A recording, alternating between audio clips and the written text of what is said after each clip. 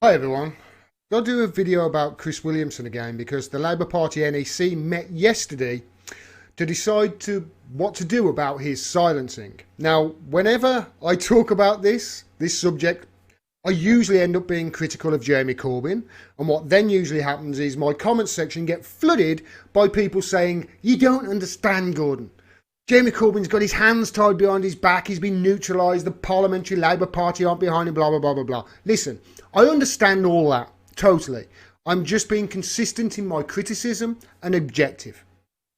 Alright? And if you were being the same, you would understand that what you're doing right now in, let's face it, making excuses for Jeremy Corbyn's inaction and lack of leadership, those are the same excuses that Trump supporters give for Trump changing his rhetoric pre and post election. And it's certainly to all the other people who think it means I want a Nigel Farage government. It's like, are you kidding me? Come on, look up the word strawman. Anyway, we've got to talk about the Chris Williamson silencing. And notice I said the word silencing at the beginning of this video, because that's what this is. It's a silencing of him. It's got nothing, absolutely zero to do with anti-Semitism. It's a silencing of Chris Williamson because he's the one politician standing up to power and standing up to a UK establishment right now that is out of control. He's the only MP who's standing up to it. He's the one politician I can say for sure I think he's standing up for the working class and holding power accountable and talking truth to power. And it doesn't matter which side of the aisle that is. He'll call people out in his own party if he thinks that they're spreading fake news, which happened on the BBC in this clip I'm about to show you. Take a look. This is him berating somebody in his own party for spreading falsehoods about Venezuela. Well, I don't see how anyone can believe that Maduro should stay in his position after what he's done to his country, and the only basis that anyone says that he should be there is that he won an election. It was a rigged election, it was a fake election. Juan Guaido is from our sister socialist party. He won an election, been recognised by Germany, by France, by Australia, by Canada, by the UK as well, and he should be given a chance to turn around his country. That's got to be in the interests of the people of Venezuela. Chris, is it your position that Nicolas Maduro should stay as president? Well, whatever my position is, in many ways is irrelevant because we'd like to know that. Hold on. Let me just say this though. It's not for us. It's not for the UK. It's not for the United States of America to determine who should be the government in Venezuela. There was an election, and Rachel said it was a rigged election, but election observers refute that. Indeed, previous elections in Venezuela have been declared the safest elections anywhere in the world by no less than Jimmy Carter, who has an election observatory, as you probably know.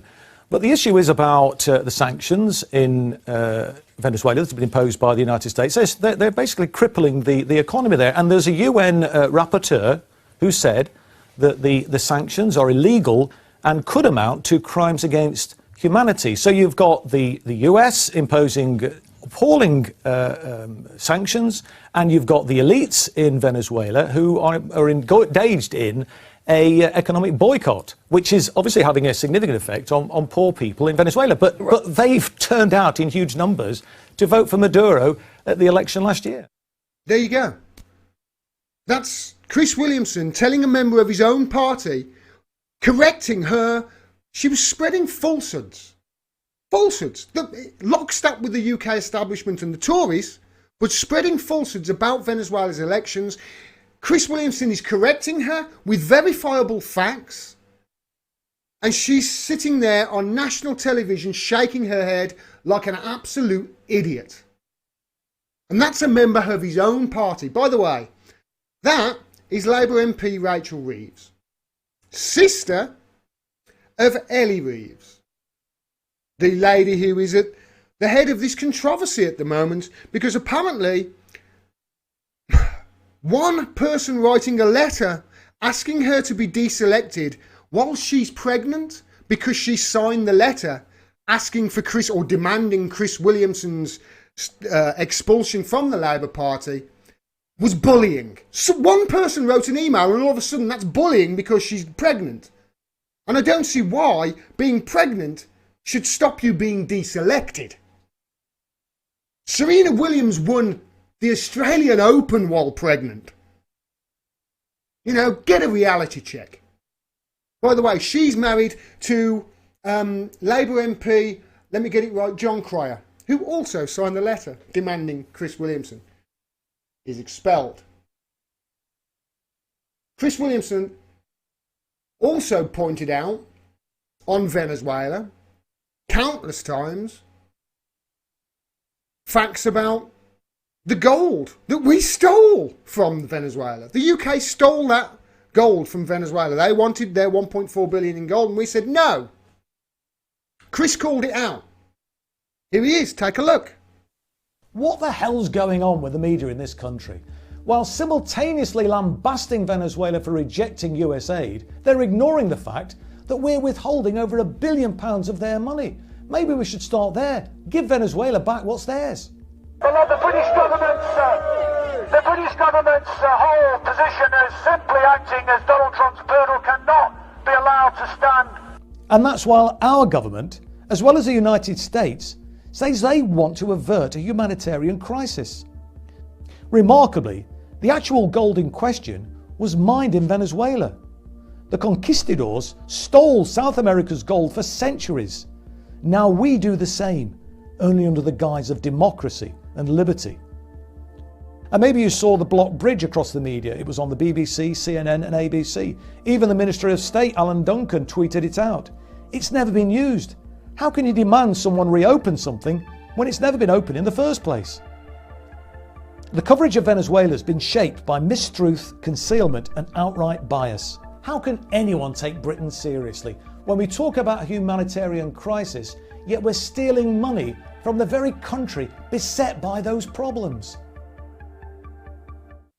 As you pointed out there, we're actually withholding their gold. They mined it. He's the one politician actually standing up and saying this. In the Houses of Commons too, remember? He was pointing something similar out in the House of Commons, and Alan Duncan came back with this attack on him. Chris Williamson. Mr. Speaker, the Venezuelan economy has been crippled by US sanctions, and the UN rapporteur, the first UN rapporteur to visit the country for 21 years, is quoted as saying this, Mr. Speaker: US sanctions on the country are illegal and could amount to crimes against humanity under international law. And a former special rapporteur, Alfred Desire, said that the US is waging economic warfare against Venezuela. The issue is this, Mr. Speaker: there is a real danger. This country, Venezuela, is divided, there is no doubt about that. But the truth is, millions support the Maduro government, and there is huge opposition to it.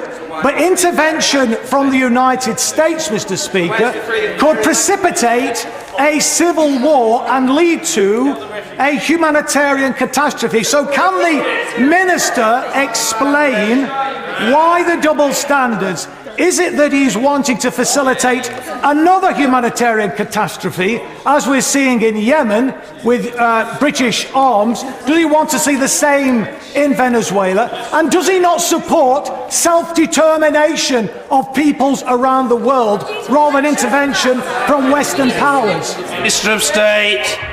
My right honourable friend, the member for Mid Sussex, referred to Poundland Lenins.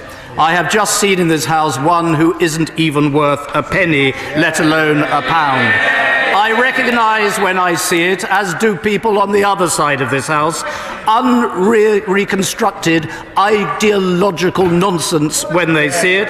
He is a throwback, and it brings shame. Indeed, I'm astonished he's even been prepared to show his face in this House today. So as you can see, you know, the UK establishment are pissed off with Chris Williamson right now because he's asking them inconvenient questions. And by the way, the Venezuela thing, just in case you're not aware, we're following the United States and going lockstep with Donald Trump in him declaring somebody who only 18% of Venezuelans had heard of as their leader. We're going along with it. Chris Williamson's calling it out. That's somebody standing up for truth. Chris Williamson is the only politician asking questions of the government about the OPCW report, the suppressed, genuine OPCW report that casts serious doubt on the official narrative in the bombing after the alleged chemical weapons poisoning in Dimmack, which all of us thought was just nonsense. But he's the only person who's asking questions about this report that the media don't even want to touch. Genuine report. They don't want to touch it. Chris Williamson is the only one asking questions. Here he is. Take a look again. Tell me about the written question you've written to the Foreign Secretary. Well, look, I'm very concerned. I mean, I expressed those reservations last year about the decision to launch airstrikes against Syria based on very flimsy evidence. I got pilloried, frankly, in the mainstream press and by some of my parliamentary colleagues. But it now looks like the concerns that I had were shared certainly by a number of the OPCW investigators who looked into the question of a chemical weapons attack in Dimmack.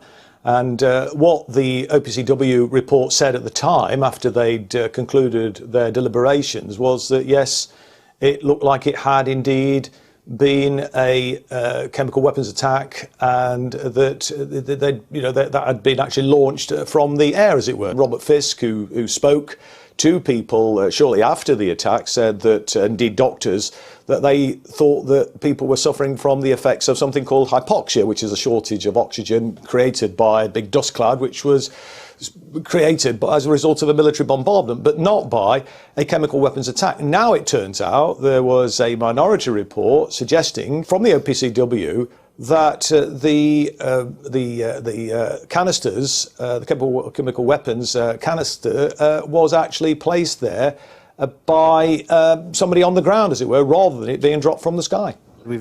Theresa May just basically ignored that question. But don't you think that she should have answered it? More to the point, don't you think that every politician in this country right now, all 650 of them, should be asking it? Chris Williamson's the only one. Just think about that before you say, oh, this is about anti-Semitism. Because Chris, again, was the only politician who repeatedly was asking questions about the Orwellian nightmare that is the Integrity Initiative. Again, here he is. Last week I received a response to a parliamentary question I'd tabled asking the government if the Integrity Initiative, a so-called think tank dealing in disinformation, had received government funding. The response was stunning. I was met with the admission that in the last 18 months or so, some £2.2 million has been awarded by the Foreign Office to this organisation. Staffed by former security and military personnel, its agenda seems to include the denigration of the Labour Party and Jeremy Corbyn. Their approach is to connect media with academia and politicians to influence policy in certain countries. Leaked documents revealed numerous examples, such as Pedro Baños, an Army Reserve colonel and author who the Spanish Socialist Party wanted to make the country's Director of National Security. That was before the Integrity Initiative's Spanish cluster got involved, putting a stop to the appointment altogether. That's right, a Foreign Office funded British think tank stopped the appointment of a public official in a fellow European democracy. And these are the people defending freedom. Now it seems similar tricks are being played here at home. Ben Nemo, a core member of the Integrity Initiative's UK cluster, was even quoted in the Sun newspaper saying Russia was supporting Corbyn against his opponents both in the Labour Party and outside it. The newspaper used this to support its assertion, which had no other evidence, that a twisted Russian cyber campaign which has backed Labour leader Jeremy Corbyn is aiming to sow division across the UK. How many other stories like this have been entirely fabricated, and with government funding too? Well, we don't know, because After I submitted a follow-up question, Minister of State Alan Duncan refused to provide any further information, claiming it could disrupt and undermine the programme's effectiveness. Effectiveness at what? Interfering in the politics of other countries while undermining the leader of Britain's opposition? Because that's precisely what it's doing. That's why I'm calling for a public inquiry into the Integrity Initiative and similar information war efforts being funded by our government. Their approach of silencing and suppressing aspects of public debate doesn't strengthen democracy, it debases it. There you go. He's the one asking questions of the Integrity Initiative.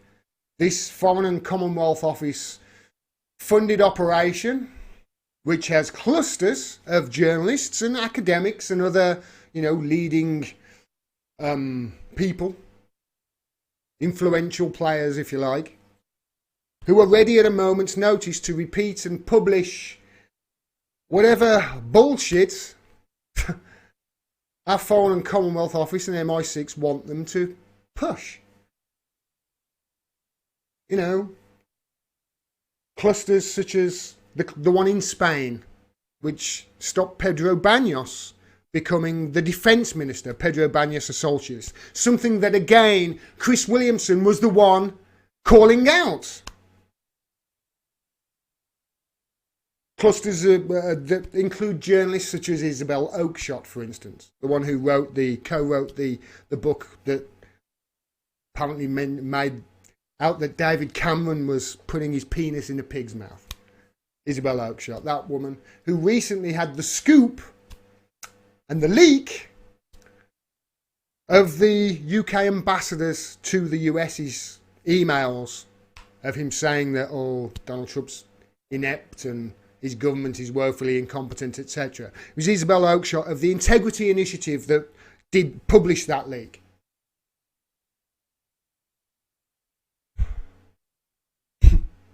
Think about it.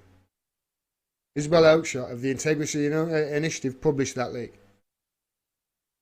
of those emails. Now, I'm assuming that Isabel Oakeshott, because those are diplomatic cables between the US and another country, I'm assuming that Isabel Oakeshott is now going to face 175 years in jail, just like Julian Assange is, because essentially that's what he's in prison in UK's Gitmo right now for.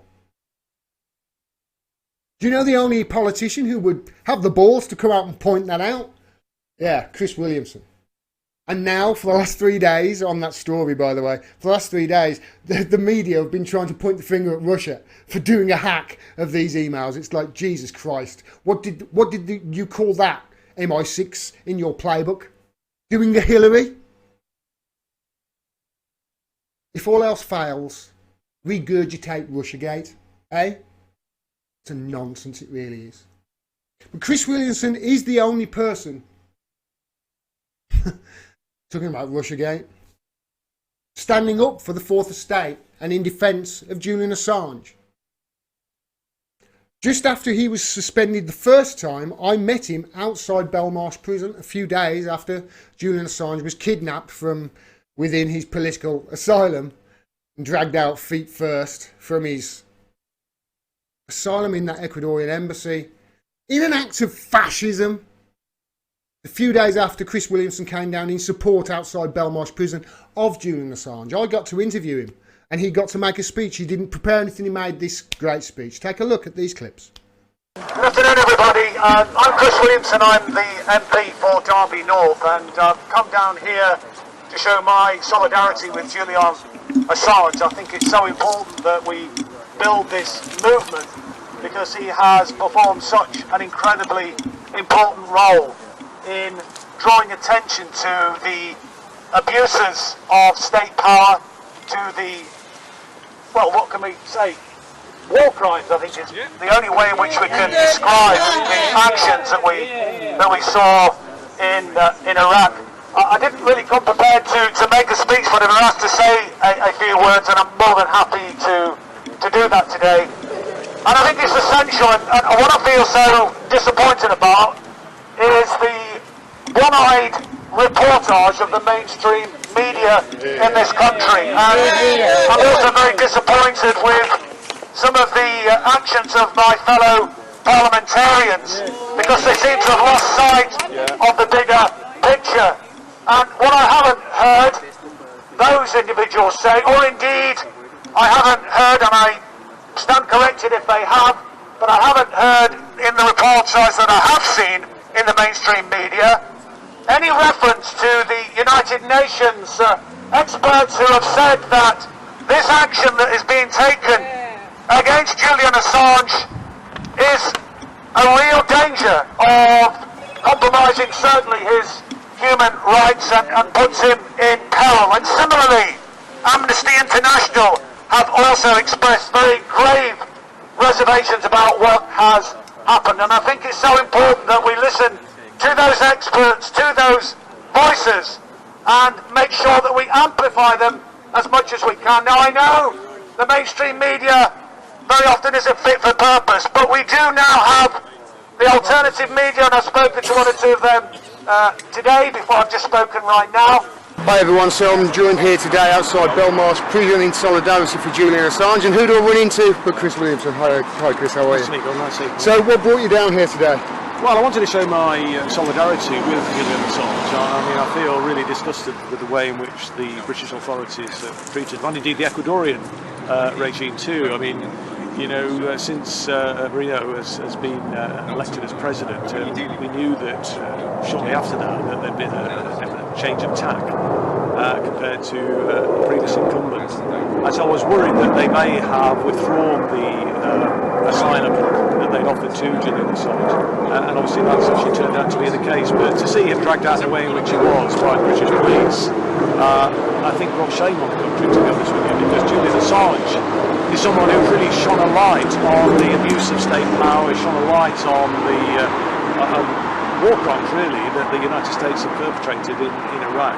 And I think has done an incredibly vitally important job in actually drawing attention to these facts, and to hopefully ensure, you know, the public opinion is such that, certainly in this country anyway, we never see a government in the future taking the nation to war, an illegal war, as we saw in Iraq with a million people who've lost their lives. Yeah, I think what worries me the most, you mentioned the Iraq War there. The Iraq War, the media during the Iraq War period was so off. I mean, they cheerled us into that war when really all the evidence was pointing in the opposite direction. Now we're in a situation where you've got independent like me pointing you in the right direction, and again the media are doing it. And obviously this is really worrying, because this is a case that directly will affect them. What do you think about their silence on the matter? Right up until this point they've cheerled us into it, and then all of a sudden they're going, no, wait, okay, we shouldn't extradite Julian Assange. What do you think that says about their complicity in this? Well, I think, you know, my opinion of the mainstream media in this country is a very low one, I've got to say, and I think in many ways it's got considerably worse over the years. And I remember back in the early 1980s when Tony Benn was in his pomp, and the party was embracing a more Labour Party, that is, embracing a more progressive agenda. I mean, he was completely demonised and smeared in the press, and there was no real way of fighting back. So the press, the media in general has never really covered itself in glory, never really, I think, given particularly progressive voices a fair hearing. But now we do have the independent media, the social media, which isn't perfect, far from it. I mean, it can be a sewer as well as a place which is really democratised, I think, at the media. But it's given an opportunity for people to hear a different voice, in a sense, to hear a different perspective. I think the key role that the alternative media can play is, in fact, shining a light on the shortcomings of the mainstream media. And I think, we're seeing their circulation diminishing, but they do still have a significant influence on opinion. And it's therefore essential, I think, that we try and grow the alternative media in order to give that alternative voice, a hearing, so that people, can make their own mind up, can hear different perspectives and come to a view. Because look, I mean, Julian Assange, we've heard from, and we've not heard this, I don't think, in the mainstream media. I mean, you may be able to correct me if I'm wrong. The voices from Amnesty International, the voices from UN experts who are very, very concerned about the way in which Julian Assange has been treated, and talking about how this, his human rights are at very real peril now as a result of these actions. So it's really important that we stand together in solidarity to try and resist any attempts to extradite him. And just final question, Chris, while I got you, you mentioned there is human rights. What do you know about the way he's been treated with regards to, obviously he was in very poor health when he was dragged out of that embassy. But I mean, I would hope that the UK authorities are treating him a much better way than he was treated by the Ecuadorian authorities during the last few months of his stay. Do you know anything with regards to, that? I don't, but it's very, very clear that he did look like an ill man. There's absolutely no doubt about that. And rather than bundled into a back of a police van, he should have been put into an ambulance and taken to hospital. I mean, I don't know how they're treating him here in prison, but he needs medical treatment, it seems to me, not to be incarcerated in prison here. And so I hope this will be a short-term period in prison, and hopefully he will be out, and the extradition will be rejected, and he can then start making the huge important contribution that he has made hitherto to shining a light on really important issues of the day, and rather than putting this guy in prison, we should be venerating him for the hugely, vitally important role that he's played in actually, drawing attention to these grotesque abuses of state power that we've seen. Well, thanks very much for your support, Chris. It's great to see you here. Thanks very much. All the best. All the best. Cheers. That's a man standing up for what's right. Morally right. Jeremy Corbyn, all he's done is made one tweet. That's it. Chris Williamson has time and again has come to the defence of Julian Assange. Jeremy Corbyn, one tweet. In defence of the Fourth Estate. I watched Jeremy Corbyn last year make a speech in Scotland, how he was saying how desperately important it is that we have a Fourth Estate and a media and a journalism that holds power accountable. We need it so desperately. Every democracy needs it for democracy to work. He made this speech last year. And here we are, locking up a journalist for proving war criminals were war criminals. And he's made one tweet.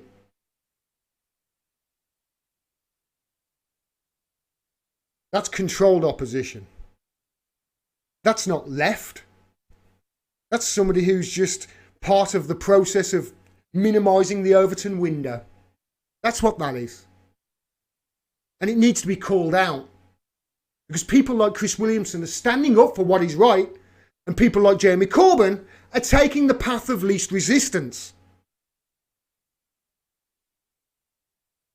I'm fed up of him doing what is politically correct instead of what is morally right. And that's what we need right now in this country. One tweet is not enough. We haven't got a media, Corbyn supporters. We haven't got a Fourth Estate, and if we haven't got a Fourth Estate, we haven't got a democracy. Chris Williamson knows that. And that's why he's standing up for Julian Assange so much. And that's why he's trying to be silenced by the UK establishment. And our lying media are leading the attacks on him. And leading the attacks on those who are telling the truth.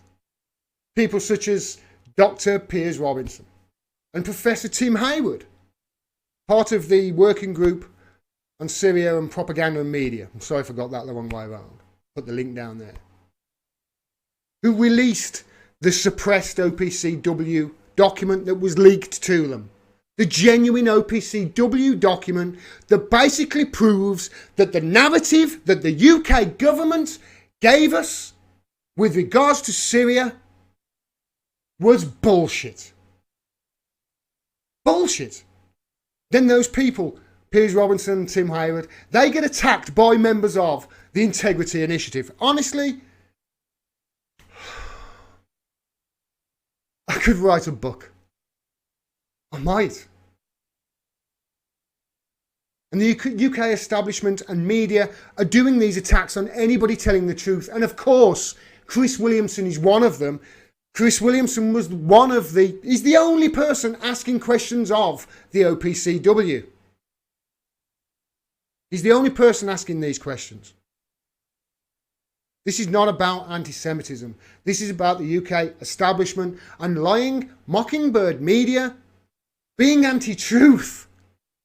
It's about our media and UK establishment trying to silence anybody who is telling the truth and treating the general public, sorry to use the old expression, but it's true, treating them like mushrooms, keeping you in the dark and feeding you on bullshit. Just so they can continue profiting from stealing yours and your children's futures, so they can carry on profiting from the destruction of the planet and carry on profiting from war and oil, which, let's face it, is what all these wars are about, that is leading to your destruction. I mean, I can't be the only person in the world, in the media, in this country, for instance, who looks at the petrodollar and thinks, hold on a minute, we based our reserve, the world's reserve currency, on the very thing that's choking us out of existence and causing all the wars. I can't be the only one that thinks that, you know what, that might need to be changed. It's happened before. We can change it again. We went onto the gold standard. Before that, we were on the bread and wood standard. People like Chris Williamson ask these questions. We cannot let the ruling establishment as it is, especially the American, but definitely the UK as well, we cannot give them control of the narrative. This is not about anti-Semitism. And we certainly cannot let MI6 and the CIA dictate the pages of history. Because if history has taught us one thing, they are a bunch of lying MFers. Stand up for Chris Williamson. Not because he's not an anti-Semite, which he's not. Just say he is ridiculous. But because he's anti-bullshit. The same as I am. The same as you are. The same as the working class are. I grew up with people who just, they're bullshit. It's easy. Chris Williamson's one of those guys. And he's been calling out bullshit left, right and centre for the last... for all his career, by the look of it. And that's why we need to stand behind him. If we don't stand behind him, and MI6 and the CIA and the UK establishment get to dictate the pages of history, it's over for humanity. Chris Williamson knows that, and that's why we need to stand behind him. Thanks very much for watching. Please make sure you subscribe. Please make sure you click the bell so you get a notification of when I drop further videos, and please click through to the website, find out ways you can support me. I'm giving you the truth. The lying media aren't. They're trying to make out this is about anti-Semitism. It's not. It's about trying to silence a truth teller. And we need to stand behind him. Thanks very much. Peace and take care.